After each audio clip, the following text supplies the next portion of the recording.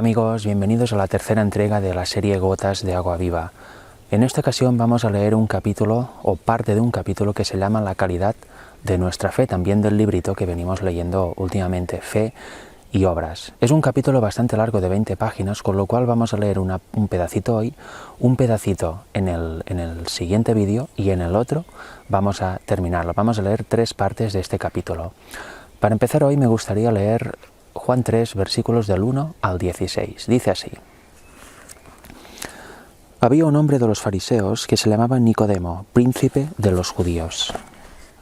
Este vino a Jesús de noche y le dijo: Rabí, sabemos que has venido de Dios por maestro, pues nadie puede hacer los milagros que tú haces si no está Dios con él. Respondió Jesús y le dijo: de cierto te digo, el que no naciere otra vez no puede ver el reino de Dios. Nicodemo le dijo: ¿cómo puede un hombre nacer siendo viejo? ¿Puede entrar por segunda vez en el vientre de su madre y nacer? Respondió Jesús: de cierto te digo, que el que no naciere de agua y del Espíritu no puede entrar en el reino de Dios. Lo que es nacido de la carne, carne es, y lo que es nacido del Espíritu, Espíritu es. No te maravilles de que te dije, os es necesario nacer otra vez. El viento sopla de donde quiere, y oyes su sonido, pero no sabes de dónde viene ni a dónde va. Así es todo aquel que es nacido del Espíritu. Respondió Nicodemo y le dijo: ¿cómo puede hacerse esto? Y Jesús le respondió: ¿eres tú maestro de Israel y no sabes esto? De cierto te digo, que lo que sabemos hablamos y lo que hemos visto testificamos, y no recibís nuestro testimonio. Si os he dicho cosas terrenales y no creéis, ¿cómo creeréis si os dijere las celestiales? Y nadie subió al cielo, sino el que descendió del cielo, el Hijo del Hombre que está en el cielo. Y como Moisés levantó la serpiente en el desierto, así es necesario que el Hijo del Hombre sea levantado, para que todo aquel que en él cree no se pierda, mas tenga vida eterna.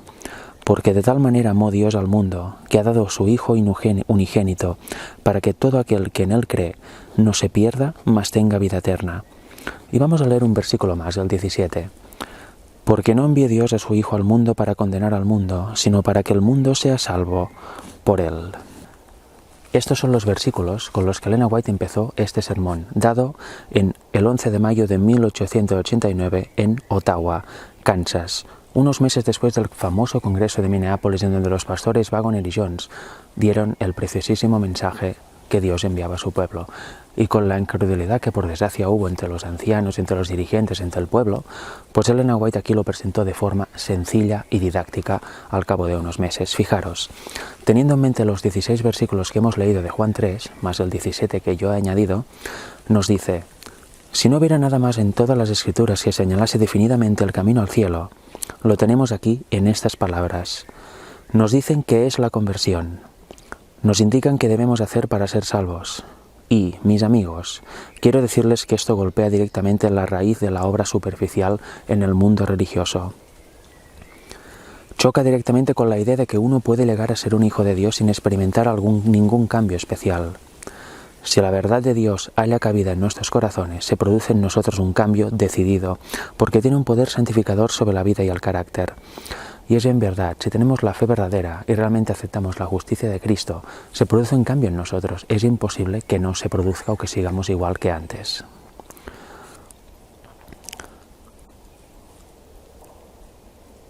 Cuando veamos los frutos de la justificación en los que manifiestan poseer la verdad avanzada, como nosotros manifestamos tenerla, entonces habrá un curso de acción que dará testimonio de que hemos aprendido de Cristo. Cuando Cristo, la esperanza de Israel, fue clavado en la cruz y levantado, como le dijo a Nicodemo, que lo sería, la esperanza de los discípulos murió con Jesús. Ellos no podían explicar la cuestión, no podían entender todo lo que Cristo les había dicho al respecto con anticipación. Pero después de la resurrección, resucitaron su esperanza y su fe, y salieron a proclamar a Cristo y a este crucificado. Contaron cómo el Señor de vida y gloria había sido tomado y crucificado por manos impías, y cómo había resucitado. Y así hablaron con gran denuedo las palabras de vida ante los cuales la gente se admiraba sobremanera. Los fariseos y los que oyeron a los discípulos proclamar osadamente a Jesús como el Mesías entendieron que ellos habían estado con Jesús y habían aprendido de él. Qué importante, ¿verdad? Predicar, pero que noten que tienes una relación viva con Jesús, y en su caso bien estado en persona 3 años y medio aprendiendo de Él. Hablaban tal como Jesús habló. Esto dejó en claro en las mentes de aquellos que los discípulos habían aprendido de Jesús. ¿Cómo ha sucedido con sus discípulos en todas las edades del mundo? Ciertamente han aprendido de Jesús, han estado en su escuela, han sido sus alumnos y han aprendido las lecciones de Cristo respecto a la conexión viviente que el alma tiene con Dios. Esta fe viviente es esencial para nuestra salvación, a fin de que nos aferremos de los méritos de la sangre del Salvador crucificado y resucitado, de Cristo nuestra justicia. Parecería haber una atmósfera nubosa que se ha acumulado en torno del alma del hombre y que ha cerrado su mente. Es casi imposible abrirse paso a través de esta atmósfera de duda e incredulidad. Es casi imposible despertar sus intereses vitales a fin de que pueda comprender lo que necesita hacer para ser salvo. Y es bien verdad, en esta ocasión no voy a comentar demasiado porque es tan claro y tan importante lo que nos dice ya el propio sermón que dio Elena White el 11 de mayo de 1889, que quiero que atesoréis esas palabras y meditéis en ellas para contrastar con la experiencia que podáis tener con Dios en vuestras vidas, en vuestro quehacer diario. Sigue diciendo, el que se aferre de la justicia de Cristo no ha de esperar ni por un momento que Él mismo podrá borrar sus propios pecados. No necesita guardar hasta haber experimentado un arrepentimiento satisfactorio antes de poder apropiarse de la justicia de Cristo. No entendemos el tema de la salvación. Es tan sencillo como el ABC, pero no lo entendemos. Ahora bien, ¿cómo se arrepiente el ser humano? ¿Es algo que proviene de sí mismo? No, porque el corazón natural está en enemistad con Dios. Entonces, ¿cómo puede el corazón natural despertar al arrepentimiento cuando no tiene poder para hacerlo? ¿Qué es lo que induce al hombre al arrepentimiento?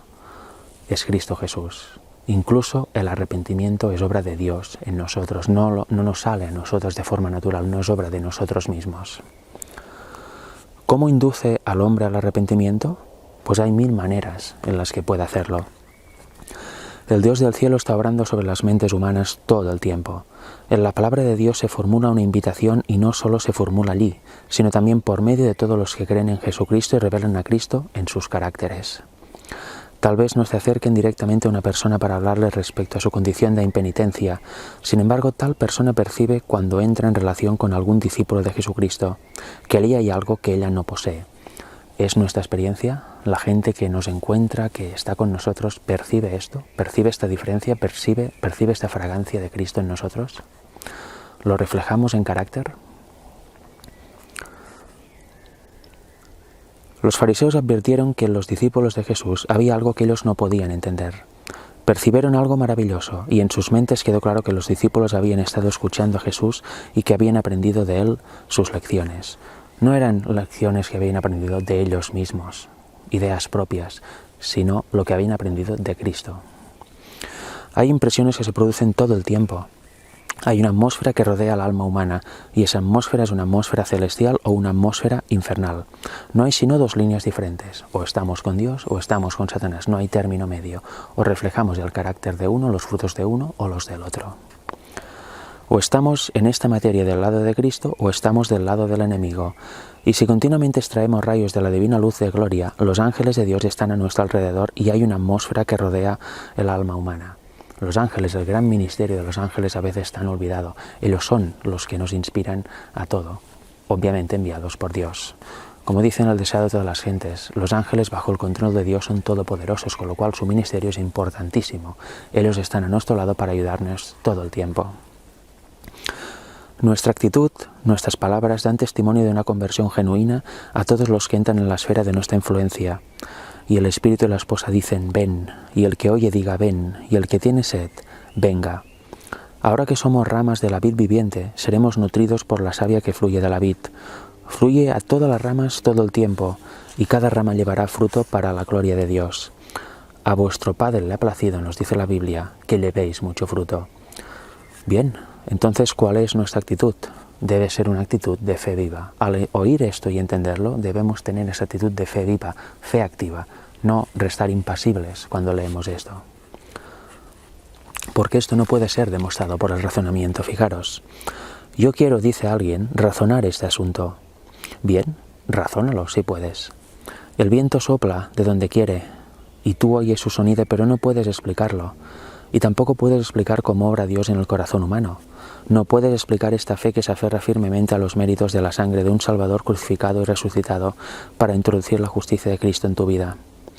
Cubierto con la justicia de Cristo y no con tu propia justicia, no dependerás de lo que puedes hacer o de lo que harás. ¿No sabes que nada puedes hacer sin Cristo? Porque Juan 15:5 dice esto: separados de mí, nada podéis hacer. ¿Por qué? Porque Él es la vid, con lo cual si no estamos conectados a la vid, ¿cómo va a fluir esta gracia, esta justicia en nosotros? De ninguna manera.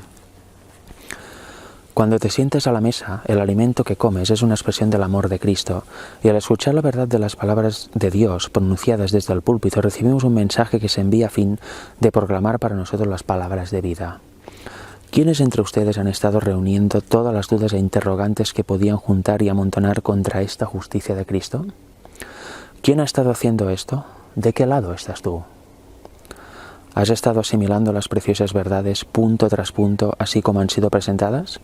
¿O has estado pensando en seguir tus propias ideas y opiniones y lees y juzgas la palabra de Dios por tus opiniones y teorías? Eso es verdad cuando alguien nos habla del mensaje de 1888, del mensaje de la justificación por la fe, del mensaje traído por Dios a través de los pastores Waggoner y Jones.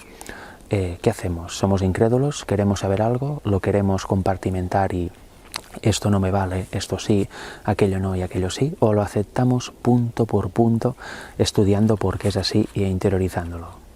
¿En qué actitud estamos nosotros? ¿O cotejarás tus ideas y teorías con la palabra de Dios, permitiendo que los oráculos vivientes te revelen dónde están las deficiencias y los defectos de tus ideas y teorías? Eso está muy bien. ¿Somos humildes? ¿Somos realmente humildes para ver en qué fallamos y ser, valga la redundancia, lo suficientemente humildes para dejar los errores y aceptar la verdad?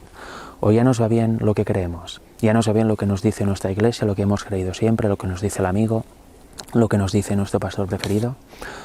¿Nos va bien lo que dice la Biblia estrictamente al pie de la letra? ¿O nos va bien lo que creemos que dice la Biblia o lo que le hacemos decir? ¿Estamos dispuestos a dejar nuestros errores, a auditar nuestra fe para ver si es correcta?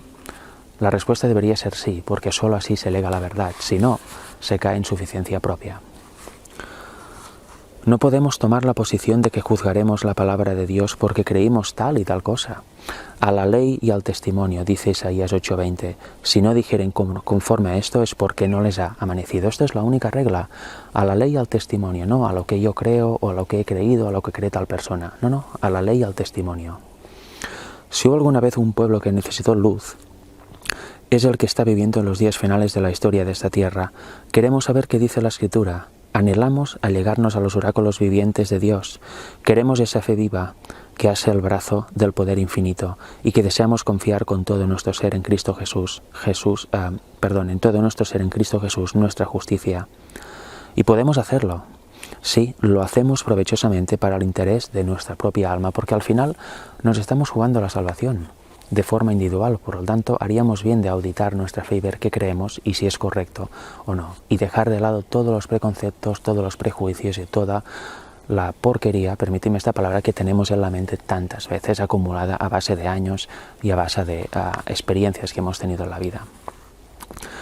Y para terminar quiero dejarte con este pensamiento. Tú puedes unirte a la vid viviente. Cada miembro de tu ser entero puede unirse a esa vid, y a la savia y el alimento que vienen de la vid nutrirán la rama que está en la vid, hasta que seas uno con Cristo como Él era uno con el Padre. De esa manera sus bendiciones te serán impartidas. Pero hermanos, no hemos tenido fe.